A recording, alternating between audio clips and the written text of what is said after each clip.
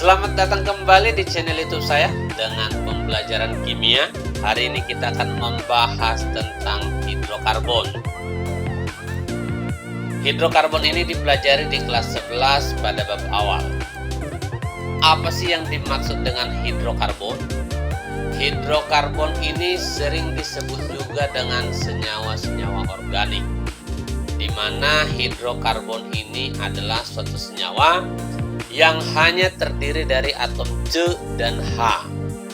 Dan kalau kita lihat dalam kehidupan sehari-hari, hidrokarbon ini cukup banyak. Nah, misalkan kita menggunakan gas LPG atau gula pasir. Nah, ini termasuk senyawa-senyawa hidrokarbon atau masih banyak lagi. Nah, lalu hidrokarbon ini termasuk senyawa-senyawa yang berasal dari makhluk hidup. Misalkan hewan, binatang, atau dari tumbuhan. Ya, kalau bukan makhluk hidup berarti bukan hidrokarbon. Lalu yang berikutnya, bagaimana kita mengidentifikasi suatu senyawa hidrokarbon atau senyawa itu mengandung karbon dan hidrogen. Nah, untuk mengidentifikasi senyawa tersebut, yang pertama kita lakukan adalah kita ambil senyawanya lalu kita bakar. Kita bakar dalam wadah tertutup, di dalamnya kita letakkan kertas kobal, lalu gasnya kita alirkan ke dalam air kapur, yang namanya air kapur. Nah, ketika kita bakar, kalau ini merupakan senyawa hidrokarbon, maka pada saat pembakaran dia akan menghasilkan air dan karbon dioksida. Nah, lalu kalau karbon dioksidanya dialirkan ke dalam larutan kapur, air kapur atau CaOH2 kali, maka yang terjadi larutan ini akan berubah menjadi keruh. Nah, artinya kalau larutan ini berubah menjadi keruh, berarti di dalam senyawa tersebut ada karbon yang dibakar menghasilkan CO2. Nah, kemudian kertas kobalt yang tadi kita letakkan, kalau dia berubah menjadi biru, artinya senyawa ini melepaskan uap air. Karena kertas kobalt ini akan berubah menjadi biru kalau bertemu dengan air. Nah, jadi dari dua hal ini, yang pertama air kapurnya keruh lalu kobalnya biru, berarti artinya dalam senyawa ini mengandung C dan H yang ketika dibakar menghasilkan CO2 dan H2O. Nah, demikian caranya mengidentifikasi senyawa karbon. Lalu yang berikutnya adalah kekhasan atom karbon atau keunikan atom karbon. Nah, kita tahu di dalam tabel periodik bahwa karbon itu memiliki nomor atom 6, nomor massa 12. Kalau kita konfigurasikan berarti 2 dan 4, elektron valensinya adalah 4. Kalau kita gambarkan kira-kira seperti ini. Ini ada C, lalu ada elektronnya sebanyak 4 di kulit terluarnya. Kita gambarkan kulit terluar. Nah, si karbon ini walaupun hanya memiliki elektron valensi 4, namun bisa membentuk ribuan bahkan jutaan senyawa. Itu keunikannya. Kenapa bisa membentuk ribuan bahkan jutaan senyawa? Karena karbon bisa bereaksi dengan karbon membentuk rantai panjang.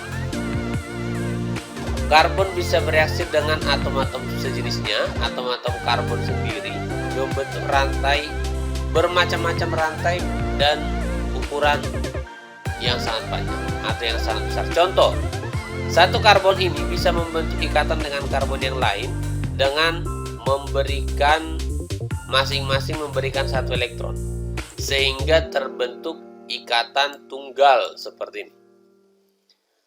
Lalu ada juga kemungkinan bahwa satu karbon memberikan sepasang elektron, lalu karbon yang lain memberikan sepasang elektron. Sehingga karena masing-masing memberikan sepasang elektron, terbentuklah senyawa karbon dengan ikatan rangkap 2 seperti ini.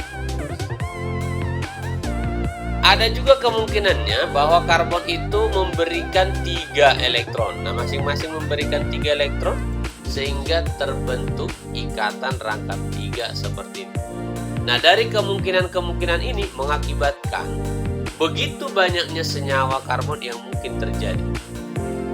Ini keunikan dari karbon dibanding yang lain. Nah, lalu kalau kita menemukan senyawa karbon yang seperti ini, semua ikatannya tunggal, sepanjang apapun dia, tapi semuanya tunggal, itu disebut dia termasuk ke dalam hidrokarbon yang jenuh. Kalau di dalam senyawa karbonnya ada rangkap 2 maupun rangkap 3 seperti ini, walaupun hanya 1 atau lebih dari 1, maka ini kita katakan hidrokarbon tidak jenuh. Nah, ini jenis-jenis hidrokarbon berdasarkan jenis ikatannya. Lalu berdasarkan bentuknya, hidrokarbon juga masih macam-macam, ada macam-macamnya. Contoh, nih bentuknya lurus atau terbuka. C dengan ikatan yang sangat panjang masing-masing antara C, tapi dia lurus atau terbuka. Terbuka artinya ujung yang satu dengan ujung yang lain tidak bertemu. Atau boleh juga dengan seperti ini. Ini juga dikatakan terbuka. Terbuka dan bercabang. Ada cabangnya di sini. Ujung yang satu dengan ujung yang lain tidak bertemu, berarti terbuka atau lurus. Nah, lalu dia bercabang. Yang seperti ini disebutlah dia namanya hidrokarbon alifatik. Nah, jadi berdasarkan bentuknya ada hidrokarbon alifatik. Lalu ada juga yang ujungnya tidak ada atau dia tertutup. Semuanya bersatu sehingga tidak ada ujungnya, ini tertutup atau dalam bentuk siklus. Nah, jadi kalau dia dalam bentuk siklus seperti ini, maka dikatakanlah dia senyawa hidrokarbon alifatik.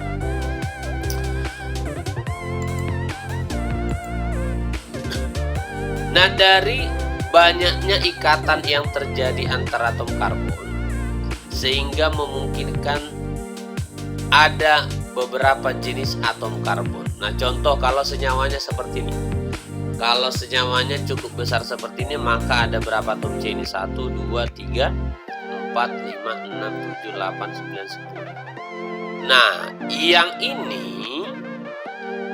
atom C yang hanya terikat pada satu C ini, atau tangannya hanya mengikat satu C, disebutlah namanya itu C primer. Jadi yang ini namanya C primer karena hanya terikat pada satu C yang lain. Lalu yang ini terikat pada 2 C yang lain, terikat ke sini dan terikat ke sini. Maka disebutlah namanya itu adalah C sekunder. Lalu yang ini terikat pada 3 atom C yang lain. Ini terikat ke sini, terikat ke sini, terikat ke sini. Maka disebut namanya C sekunder, tersier. Tersier, yang ini tadi sekunder ya. Lalu kalau misal seperti ini, dia terikat pada 4C. Yang ini terikat ke sini, terikat ke sini, terikat ke sini, dan terikat ke sini. Yang ini disebut namanya C kuartener. Nah, berarti dari semua ini bisa kita lihat, maka yang ini termasuk ke dalam C yang hanya mengikat satu, berarti primer. Yang ini C yang hanya mengikat satu, berarti primer. Yang ini C mengikat 2 C yang lain, berarti sekunder, dan seterusnya. Berarti yang ini semuanya primer, lalu yang ini dan ini adalah sekunder. Nah, ini dia jenis-jenis dari atom C. Ada C primer, ada C sekunder, C tersier, dan C kuartener. Saya ulangi, tadi C primer C yang hanya terikat pada satu atom C yang lain. C sekunder C yang terikat pada 2 atom C yang lain. C tersier C yang terikat pada 3 atom C yang lain.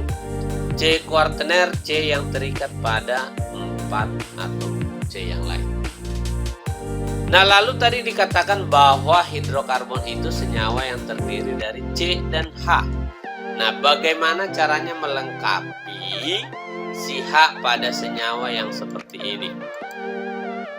Nah, untuk melengkapi atom H-nya, tadi kita katakan bahwa elektron valensinya C itu ada 4, atau saya simpelkan bahasanya, tangan C itu harus 4.